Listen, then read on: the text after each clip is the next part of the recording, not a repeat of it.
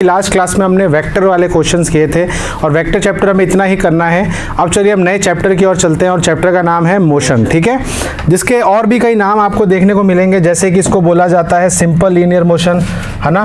तो ये जो हम करने वाले हैं सिंपल लीनियर मोशन, और भी इसके कई नाम होते हैं, जैसे अगर मैं इंग्लिश में एक और बात करूँ तो रेक्टिलिनियर मोशन, है ना, रेक्टिलिनियर मोशन। और अगर हिंदी में बात करें तो इसको बोलते हैं सरल रेखीय गति। तो ये जो हम चैप्टर पढ़ रहे हैं ये हम कर रहे हैं सरल रेखीय गति। अब इसको हम बोलते हैं वन डायमेंशन मोशन। क्या बोलते हैं? One dimension motion. हिंदी में बोले तो एक विमीय गति। ये क्या होती है? एक विमीय गति होती है, ठीक है। अभी तो मैं बता रहा हूँ हम करने क्या वाले हैं। अब इसके बारे में हम बात करेंगे कि इसके अंदर क्या होता है, बट ये हमारे अभी चैप्टर का नाम होने वाला है। अलग अलग नाम इसके हैं, मोशन 1D भी बोलते हैं, सिंपल लीनियर, रेक्टिलिनियर, सरल रेखीय गति, है ना। अब सबसे पहले मैं आपसे ये पूछता हूँ कि गति क्या होती है। तो सबसे पहले अपन बात करेंगे मोशन के बारे में। एक टर्म आती है मोशन वर्सेस रेस्ट, है ना। ये होता है हमारा गति, ये होता है विराम अवस्था। अब मुझे बताओ क्या होता है दोनों में फ़र्क? विराम अवस्था और गति में क्या फ़र्क है? मोशन में वो ट्रैवल करेगा एक डायरेक्शन के अंदर और रेस्ट में वो एक जगह रहेगा डायरेक्शन। हाँ, तो इसको अगर अपन और थोड़ा सा अच्छे से एक्सप्लेन करें, हम बोलेंगे कि समय के साथ या टाइम के साथ कोई चीज़ अपनी पोजीशन को चेंज ना करे। अगर कोई चीज़ किसी जगह पे खड़ी है तो समय निकलता जा रहा है पर वो उसकी जगह चेंज नहीं हो रही है, तो उसको हम क्या बोलेंगे? रेस्ट।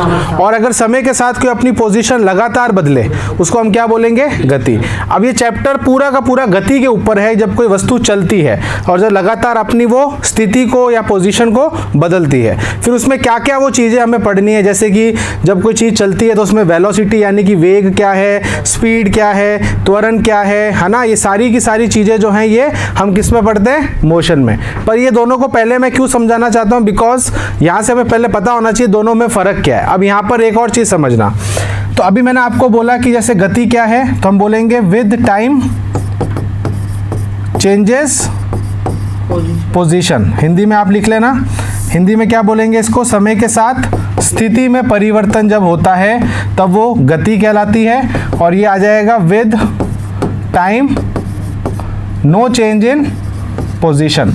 समय के साथ उसके पोजीशन में कोई चेंज नहीं होता है, उसकी स्थिति में कोई परिवर्तन नहीं होता है। आप हिंदी में इसको लिख लेना, ठीक है। समय के साथ स्थिति में परिवर्तन, समय के साथ स्थिति में कोई परिवर्तन नहीं होता। तो ये होता है हमारा मोशन और ये होता है हमारा रेस्ट। अब एग्जाम में आपसे ये नहीं पूछेंगे रेस्ट क्या है, मोशन क्या है, बट मैं आपको यहाँ पर एक चीज़ समझाना चाहता हूँ, बिकॉज आगे जाके जब हम मोशन को पढ़ेंगे या रेस्ट के बारे में बात करेंगे तो एक टर्म यहाँ पर बहुत इंपॉर्टेंट होती है जिसको बोलते हैं फ्रेम ऑफ रेफरेंस। क्या बोलते हैं?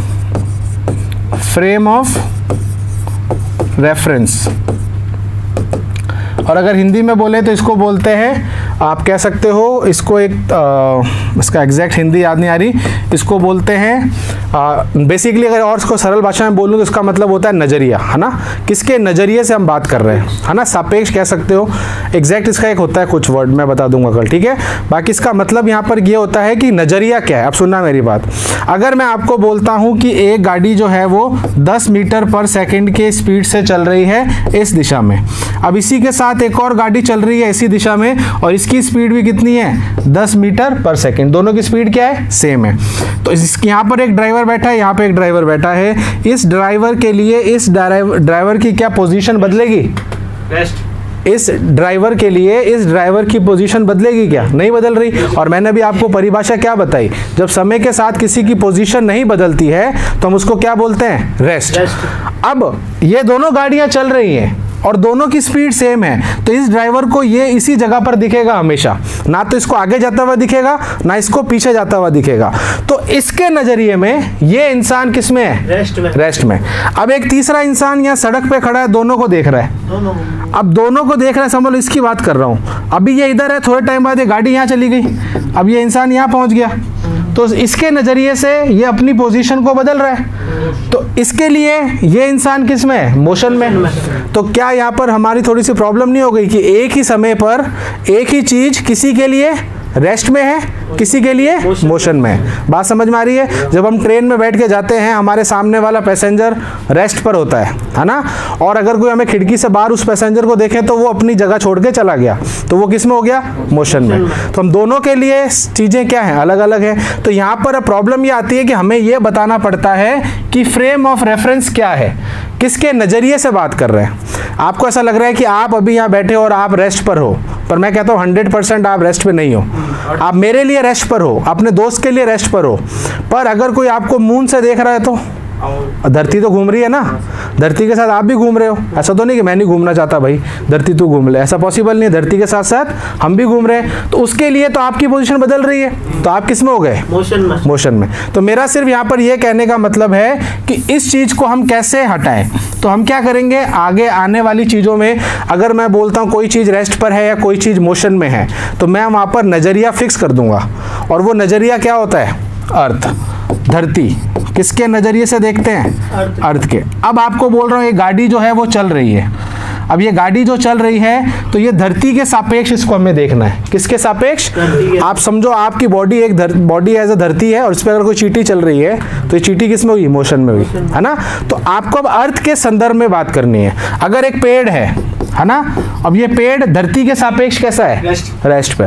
तो आगे जाके अगर मैं बोलूंगा चलती हुई गाड़ी, एक पेड़, रुकी हुई गाड़ी, तो ये सब हम रेस्ट और मोशन किसके नजरिए से कह रहे हैं?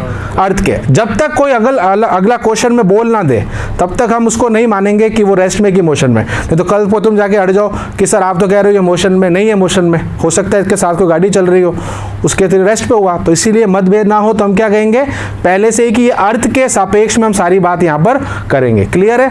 अब इस पर कोई क्वेश्चन पूछा नहीं जाएगा, ये सिर्फ आपको एक समझाने के लिए, अंडरस्टैंडिंग के लिए है कि क्या होता है रेस्ट, क्या होता है मोशन, और क्या होता है फ्रेम ऑफ रेफरेंस।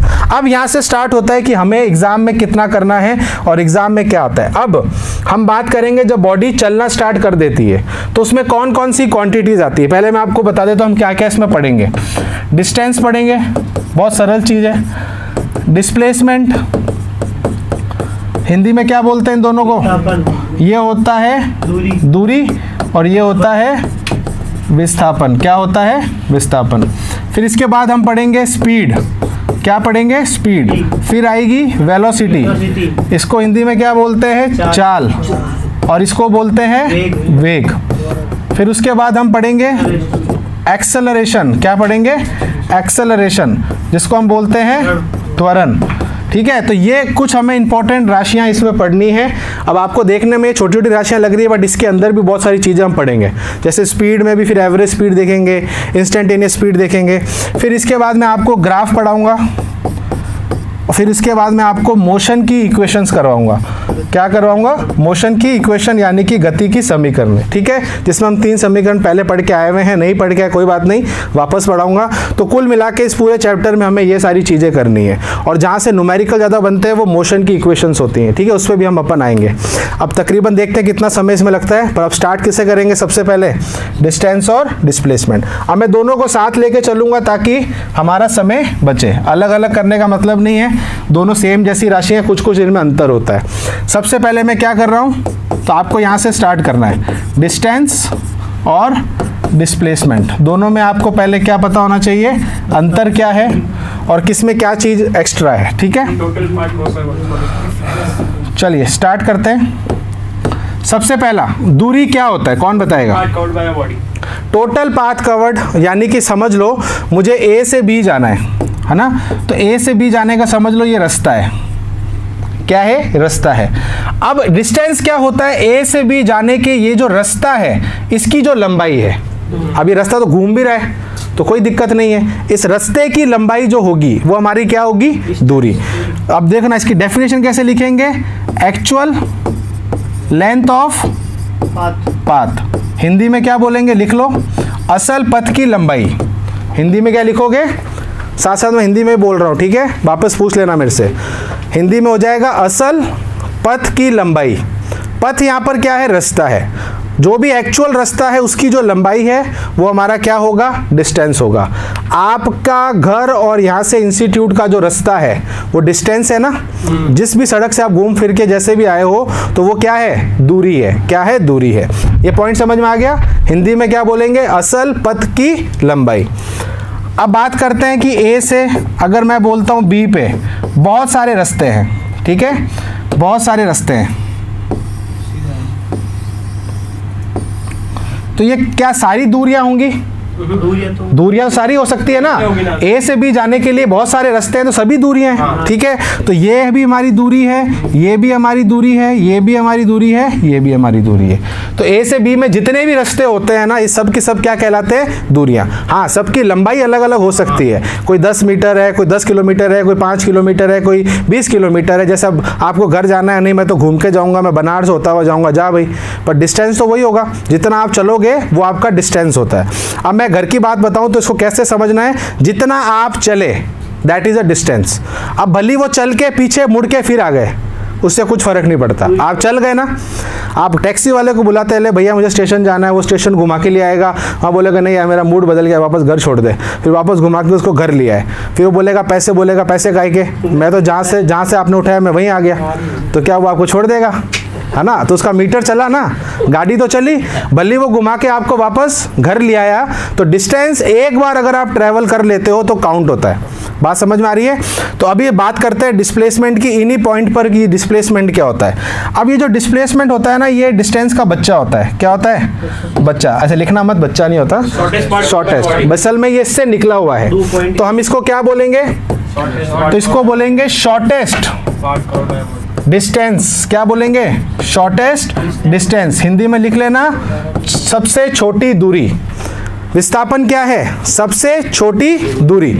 अब ये इसका मतलब क्या है, मैं बोलता हूँ ये पॉइंट ए है, ये पॉइंट बी है, इन दोनों के बीच में एक ही रास्ता है जो कि कैसा है, सीधा है। कैसा है, सीधा। मेरे को एक बात बताओ, आपको घर से इंस्टीट्यूट अगर सबसे जल्दी जाना है, ऐसे माइंड में कभी आता होगा यार कि अगर मुझे जल्दी पहुंचना है तो एक ऐसी सड़क होनी चाहिए जो सीधा मेरे घर से इंस्टीट्यूट जुड़ जाए, बट ऐसा पॉसिबल नहीं है ना। घरों में बीच दूसरे घर भी आएंगे, पेड़ भी आएंगे, सड़कें भी आएंगी, जो भी आएगा, ऐसा पॉसिबल तो नहीं होता। बट हम कभी सोचते हैं कि सीधा एक सड़क होनी चाहिए थी, जल्दी पहुंच जाओ ना। तो दो पॉइंट के बीच में सबसे छोटी दूरी क्या हो सकती है, उनके बीच का सीधी लाइन। अब मुझे बताओ, क्या ये सीधी लाइन डिस्टेंस नहीं है क्या, डिस्टेंस तो ही है। ये देखो मैंने यहाँ पर ये 4 रास्ते बनाए, इन 4 में से एक रास्ता आप देख रहे हो, ये छोटा वाला रास्ता। तो छोटा रास्ता है तो डिस्टेंस, इसलिए मैंने क्या बोला, शॉर्टेस्ट डिस्टेंस, छोटी दूरी। अब ध्यान रखना, इसको हम और क्या बोल सकते हैं, ये हमारा होता है फाइनल पॉइंट। क्या होता है, फाइनल पॉइंट। ये होता है, हिंदी में बोलेंगे तो ये प्रारंभिक बिंदु और ये अंतिम बिंदु। तो हम परिभाषा कैसे लिखेंगे, प्रारंभिक बिंदु और अंतिम बिंदु के बीच की सबसे सीधी दूरी। तो ये हमारा कैसा है, स्ट्रेट डिस्टेंस है। कैसा है, straight distance between final position and initial position. अंतिम बिंदु और प्रारंभिक बिंदु के बीच की सीधी दूरी, उसको हम क्या बोलेंगे, विस्थापन। बात समझ में आ रही है। मैं आपको बाद में एग्जांपल से भी समझाऊंगा, ठीक है। अब जैसे ये 4 रास्ते हो रहे हैं, इन चारों दूरी कहलाएंगी, बट विस्थापन एक ही कहलाएगा, और वो कौन सा है, स्ट्रेट डिस्टेंस। क्या है, स्ट्रेट डिस्टेंस। चलिए, तो ये तो हमारी परिभाषा की बात हो गई है, इसमें तो कोई दिक्कत की बात नहीं है। आइए थर्ड पॉइंट पे आते हैं, ये इसका सेकंड पॉइंट हो गया, ठीक है। थर्ड पॉइंट पे आते हैं, और क्या क्या क्वेश्चन इस पे बनते हैं। सबसे पहले पूछते हैं कि ये क्वांटिटी कैसी है। 2 तरीके की क्वांटिटी होती है, स्केलर की वेक्टर, अदिश या फिर सदिश। दूरी जो होती है वो दिशा पे निर्भर नहीं करती है, यानी कि आप कैसे मुड़ रहे हो। कोई कह रहा कि ऐसे घुमू के मैं वापस उसी पॉइंट पे ले आया, तो उसको डिस्टेंस को उससे कुछ फर्क नहीं पड़ता। आप कैसे भी घुमाओ, एक बार मैं चल गया, जैसे भी मैं चला, उल्टा सीधा टेढ़ा, उससे कुछ फर्क नहीं पड़ता, बट मैं दिशा पे निर्भर नहीं करता। तो ये कैसी राशि हुई, स्केलर। कैसी हुई, स्केलर, यानी कि अदिश। कैसी हुई, अदिश। अदिश वह राशि जो दिशा पे निर्भर नहीं करती, और ये ऑटोमेटिकली क्या है, वेक्टर है। अब आप सोचोगे ये वेक्टर कैसे हुई सर, ये तो दूरी का प्रकार है। पर दूरी का प्रकार है तो क्या हुआ, दूरी के साथ अगर मैं दिशा जोड़ दूं तो वो सदिश बन जाएगी ना। अगर मैं दूरी के साथ दिशा भी बता दूं तो वो क्या बन जाएगा, वेक्टर बन जाएगा। अब इसको बताओ वेक्टर कैसे हुई। अगर आपको मैं बोल दूं कि आपको यहाँ से घर जाना है और आपको कोई बोले कि एक रास्ता जा रहा है एकदम सीधा, तो आप उसको क्या बोलोगे? तो सीधा निकल जा, कहीं मत मुड़ना, नाक की सीध में निकल जा। अब आपने उसको क्या दी? दिशा दी। सीधा आपने जो बोला है बेसिकली इट्स अ डायरेक्शन।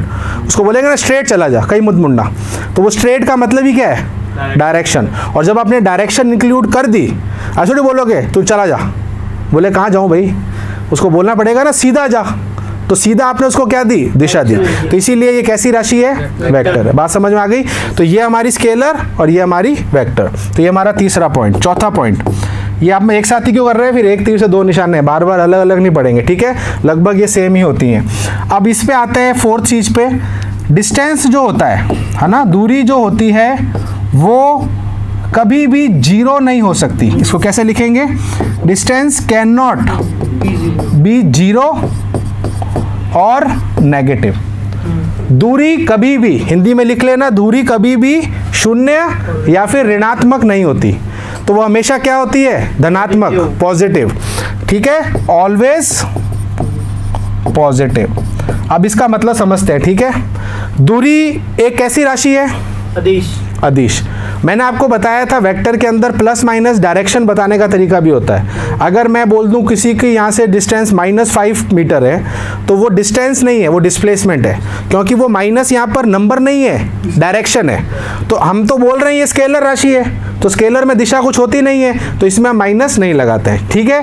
दूसरा बात आता है जीरो नहीं हो सकता। इसका क्या मतलब? अभी मैंने बोला अगर आप एक पॉइंट से चल के वापस उसी पॉइंट पर आ गए तो आपने डिस्टेंस कवर कर लिया, आपने दूरी तय कर ली, तो इसीलिए ये जीरो कभी नहीं हो सकता। इसका एक बहुत सिंपल सा उदाहरण देता हूँ, सबने ये देखा होगा, जब हम शोरूम से गाड़ी लेने जाते हैं, नई की नई, न्यू ब्रांड, चली हुई नहीं है, पर आप उसका मीटर पढ़ना कभी, सबने देखा है? तो मीटर जिसने देखा होगा ना, मीटर अगर पढ़ोगे तो भी वो 12, 10 या फिर 14, 15 किलोमीटर चली हुई होती है। आप थोड़ी इसको बोलते भाई चली गाड़ी क्यों दे रहा है, मेरे को तो 0 पे दे लगा के। भैया जब वो इंजन बन गया, वो रीडिंग उसकी स्टार्ट वहीं से हो जाती है ना? अब वो चक्के को शोरूम में अंदर पीछे कर रहा है, ऊपर चढ़ा रहा है, कहीं बाहर से किसी ने उसका वो टेस्ट ड्राइव ले लिया, है ना? तो वो सारे उसमें काउंट होते हैं। तो आप देखना जब आप नई गाड़ी लेने भी जाओगे तो भी वो 40-50 किलोमीटर चली हुई है। इसका मतलब ये नहीं चलाई उसने अगर आगे पीछे भी करी है तो भी वो काउंट होगा। इसीलिए डिस्टेंस एक बार स्टार्ट हो गया तो जीरो नहीं हो सकता। बाकी इंसान है जीरो कर दे उसको आगे पीछे करके तो अलग बात है। बाकी मीटर की टेम्परिंग बहुत बड़ा एक केस होता है ना, रूल नहीं होता अपन उसको आगे पीछे नहीं कर। ऐसे अपन सेकेंड हैंड गाड़ी लेने जाएँ तो भैया हम तो यही पूछते हैं भाई गाड़ी कितना चली है, हम तो उसका मीटर ही देखेंगे ना। अब वो 50,000 चली है, उसको थोड़ी मर्जी जीरो कर देगा। अगर जीरो कर दिया तो हो गया काम। कैसे पता चलेगा कितनी चली?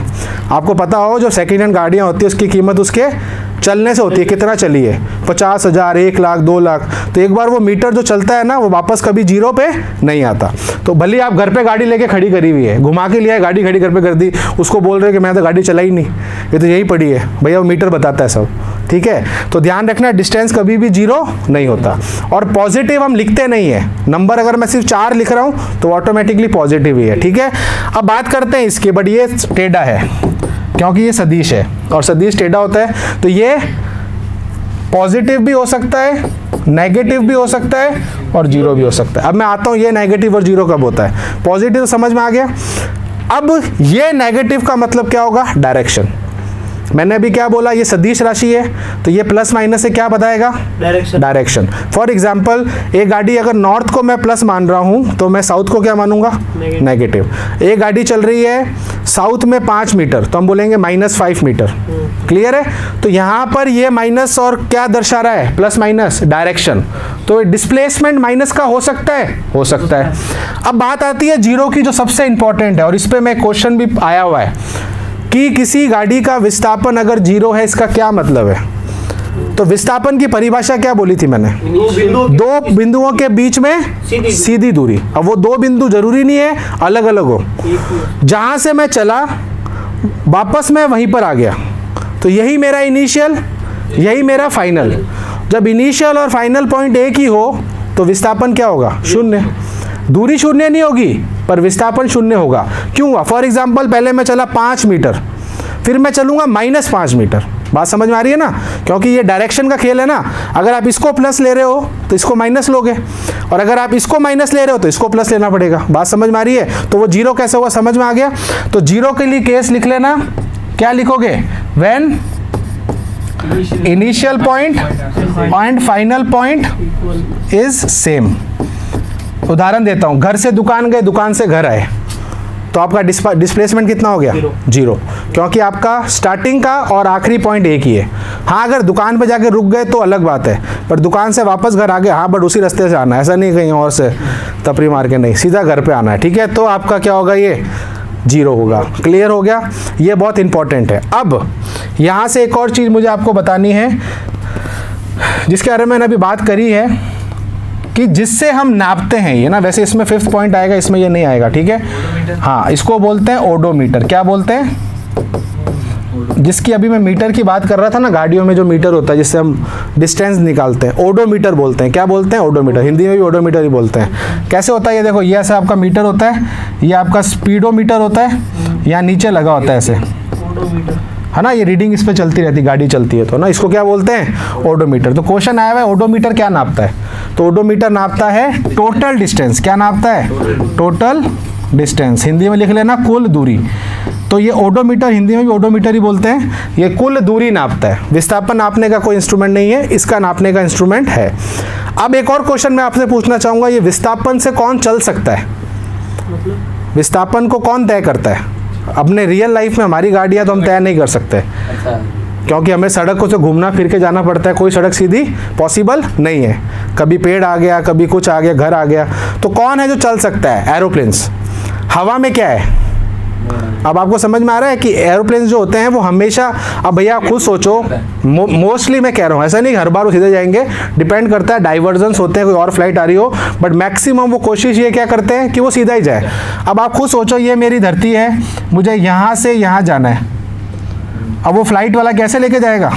नहीं, तो फिर तो पागल है ना? रूट्स अलग अलग होते हैं, मैं मानता हूँ, बट कोशिश क्या होती है? सीधा ही जाएगा ना, क्यों फालतू इतना लंबा जाएगा, है ना?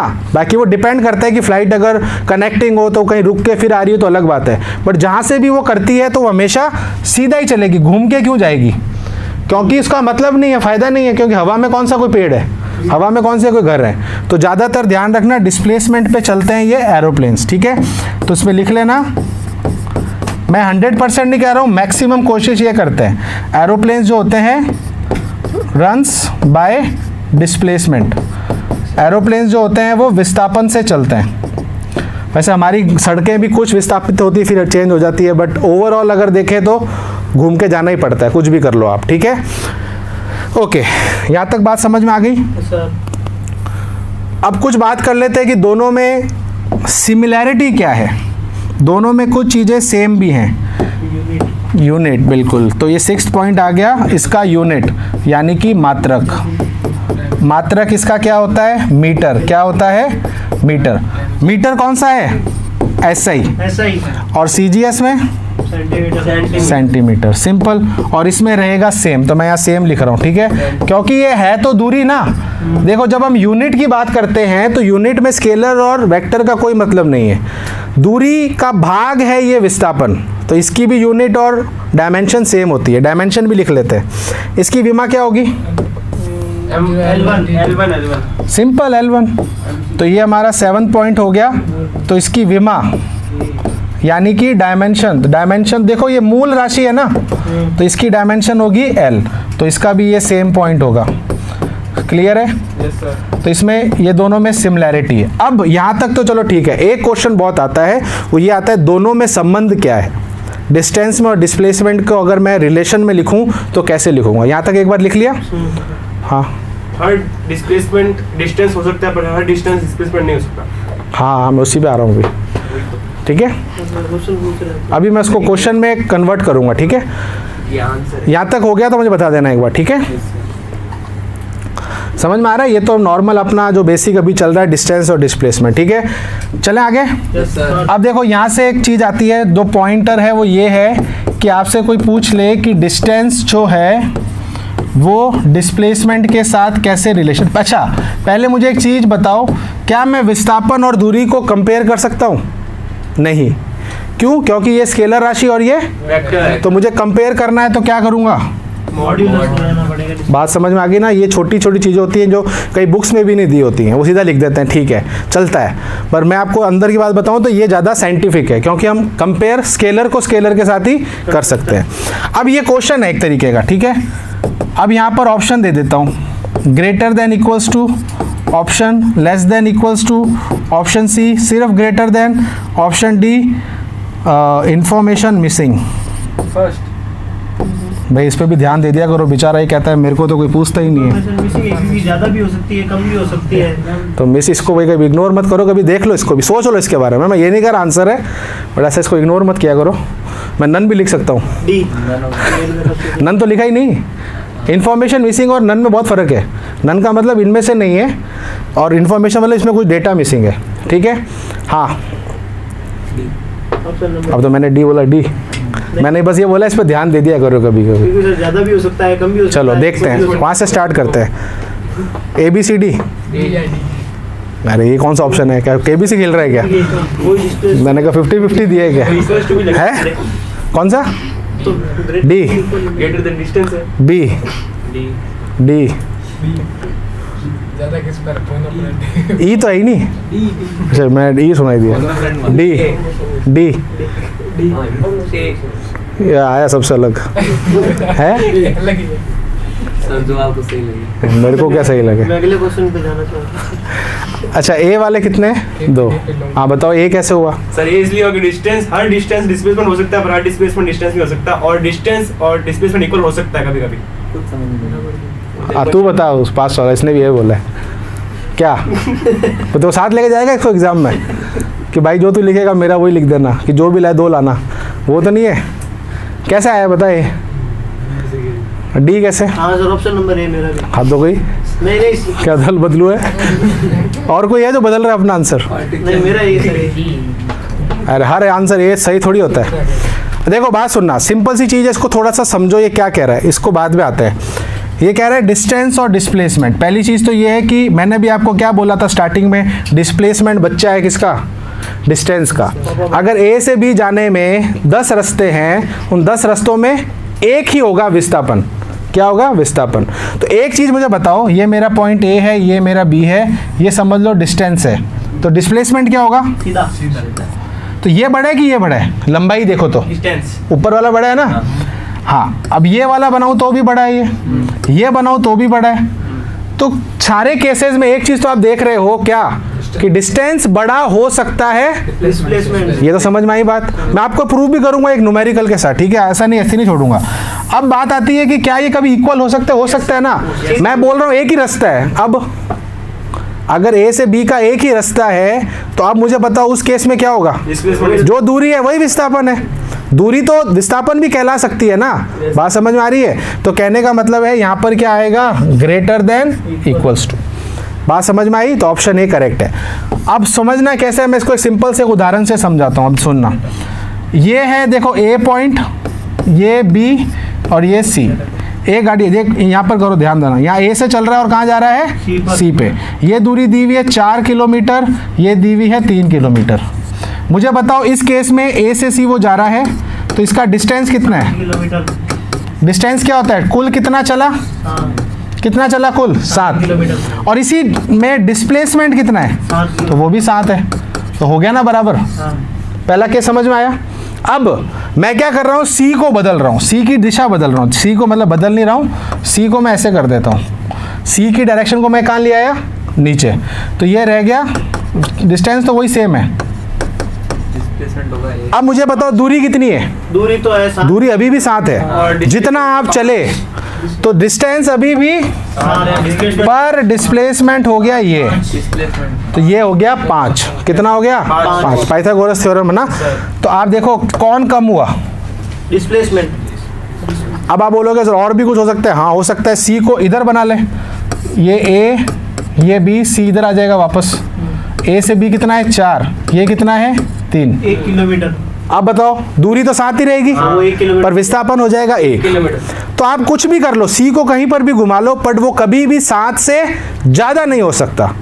7 के बराबर हो सकता है, पर 7 से ज़्यादा नहीं। कभी नहीं होगा। तो इसका राइट आंसर क्या होगा? ए। अब इसको ट्रिक बताता हूँ याद करने की। ये तो हो गया हमारे ये तो हो गई हमारी फिजिक्स की ज़िंदगी। अब आम ज़िंदगी क्या होती है, आम ज़िंदगी में कैसे इसको याद करना है ना, जो ज़रूरी है ना। मेंटोस ज़िंदगी अब बताता हूँ, आम ज़िंदगी है, मेंटोस ज़िंदगी बताता हूँ। अब देखो ये कहाँ से निकला है, डिस्प्लेसमेंट से। मैंने क्या बोला, ये बाप है और ये बेटा है। तो बेटा कहाँ से निकला है, बाप से। अब बाप आके थोड़ी, बेटा थोड़ी बोलेगा बाप को कि मैं आपका बाप बन गया, पॉसिबल है क्या? जाके बोलो, चाटे पड़ेंगे, है ना। हाँ, हो सकता है कि वो प्रोफेशन के अंदर बराबर हो जाए, औहदे के अंदर बराबर हो जाए, बट बाप का कभी वो मतलब बाप नहीं बन सकता, है ना। तो यही चीज़ याद रखना बस, कभी भी भूल जाओ ना यहाँ पर कौन बड़ा है कौन छोटा है। तो बाप थोड़ा सा दयालु है, कहता चल ठीक है यार तू बराबर हो जा, बट मेरा बाप मत बनना तू, ठीक है ना, जूते पड़ेंगे। तो वो चीज़ है। तो डिस्टेंस डिस्प्लेसमेंट के, डिस्टेंस हमेशा डिस्प्लेसमेंट से या तो बड़ा होता है या बराबर होता है। विस्थापन कभी भी दूरी से बड़ा नहीं हो सकता। अब ये सारी चीज़ें मैं हटा रहा हूँ, बस ये फैक्ट लिख लो ऊपर वाला, ये मेन है। इसको क्वेश्चन के रूप में पूछ सकते हैं जो मैंने आपको बताया, ठीक है। तो ये आप लिख लेना। अब इसी को और कैसे पूछ सकते हैं, पूछने के तरीके तो बहुत होते हैं। अगर मैं डिस्प्लेसमेंट यहाँ लिख दूँ, अब रट के चला जाए कोई, नहीं सर ने तो बताया था ग्रेटर देन और ये होता है, पर ये देखो ना पापा ने जगह चेंज कर ली, तो जगह उसके हिसाब से चेंज होगी ना। तो अब लेस देन इक्वल्स टू हो गया, ठीक है। बात समझ में आ रही है? तो रटना नहीं है, समझ के करना है। इतनी इतनी गलतियाँ आपको महंगी पड़ जाती है कि सर ने तो ये चिन्ह बोला था, रट लो भाई, चिन्ह देख तो लो, लगाना क्या है।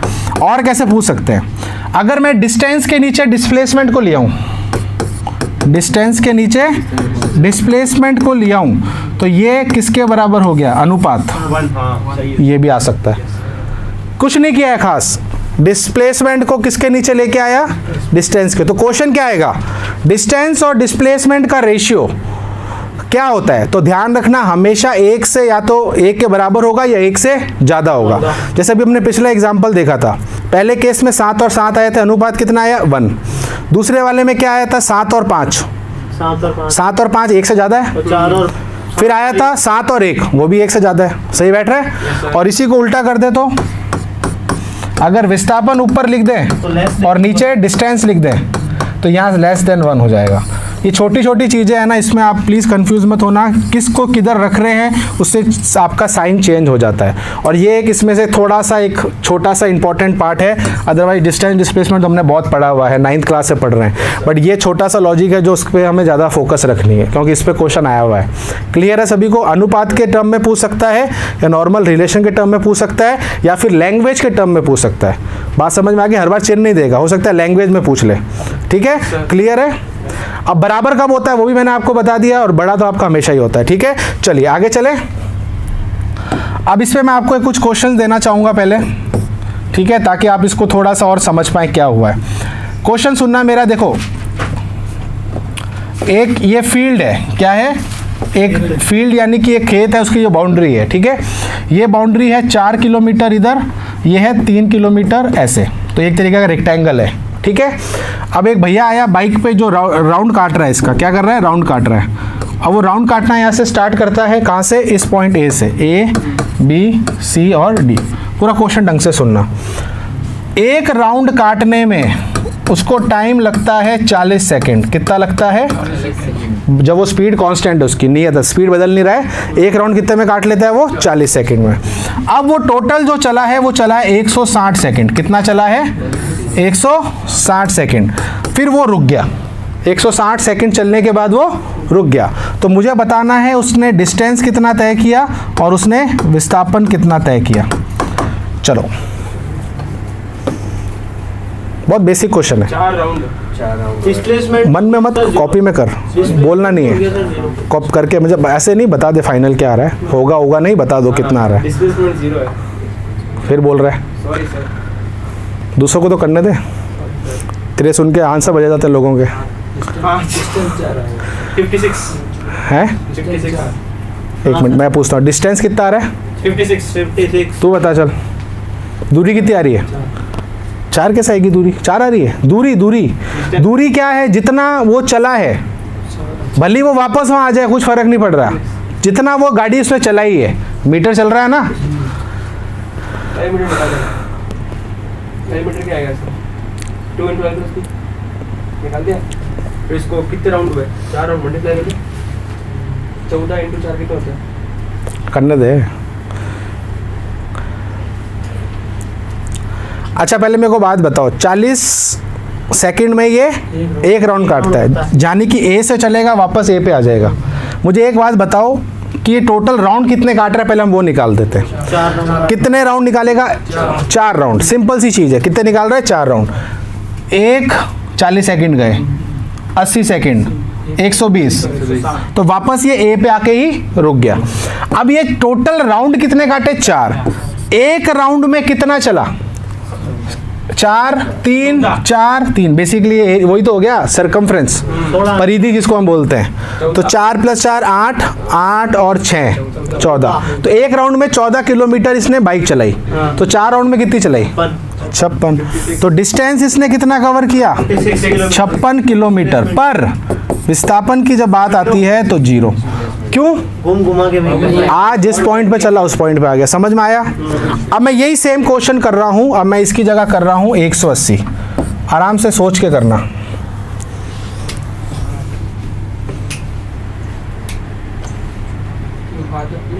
सेम प्रश्न है, अब कितना चल रहा है वो? 180 सेकंड। जल्दबाजी नहीं, जल्दबाजी हानिकारक होती है।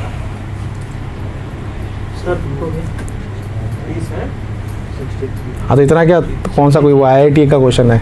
नहीं 20 सेकंड जाता है। हाँ तो देख ले 20 सेकंड इसमें। पर डिस्प्लेसमेंट चेंज आएगा इसके अंदर। एक इंसान एक सेब 40 सेकंड में पूरा खाता है, 20 सेकंड में कितना खाएगा? आधा खाएगा ना।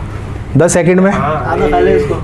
10 सेकंड में उसका भी आधा। समझ गया। अगर एक इंसान पूरा राउंड 40 सेकंड में काटता है तो आधा कितने में काटेगा?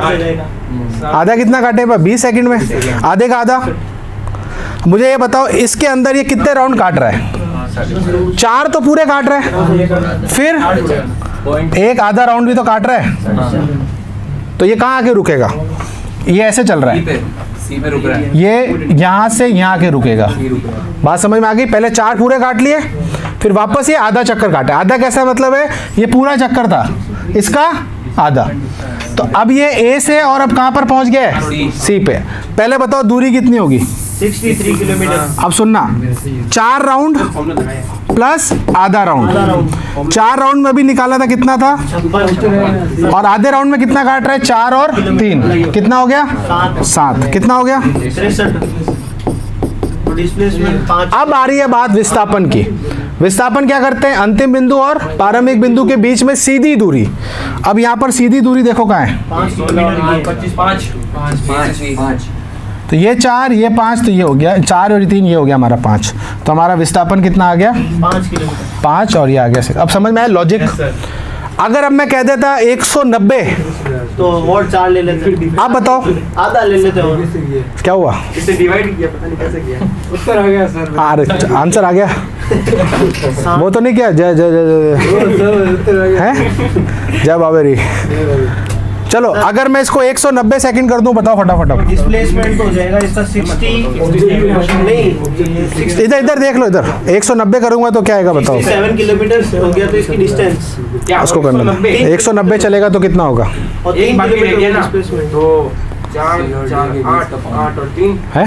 सी और डी उसके कोई भी बीच का सर पॉइंट 67। नहीं यहाँ तक आएगा ना। 3 किलोमीटर डिस्प्लेसमेंट। 1/4 वो वाला नहीं ले पाएंगे। आधा चक्कर यहाँ तक है। 10 सेकंड बाद ये यहाँ आ जाएगा, क्योंकि पूरा 40 में काट रहा है तो आधा काटेगा 20 में, उसका भी आधा काटेगा, तो आगे बचे 10 सेकंड में ये इससे इतना आगे आ जाएगा। तो अब ये कहाँ पहुँच गया है? इधर। अब इस केस में बताओ दूरी में क्या फर्क आएगा? इसमें एक और जुड़ जाएगा 4, पर विस्थापन में बदलाव क्या आएगा? विस्थापन अब ये होगा, 3 किलोमीटर। तो ये हो जाएगा 3 किलोमीटर। समझ में बात आ गई? चलिए आज के लिए इतना ही है, फिर अपन नेक्स्ट करेंगे नेक्स्ट क्लास में। इसके बाद में फिर सर्कल वाले क्वेश्चन करवाऊंगा इसी के अंदर। अगर सर्कुलर रास्ता हो तो क्या फ़र्क पड़ेगा, यही सेम लॉजिक है। ठीक है, चलिए इसी के साथ क्लास को यहाँ एंड करते हैं। सभी अपना ध्यान रखना। सभी को जय हिंद, वंदे मातरम।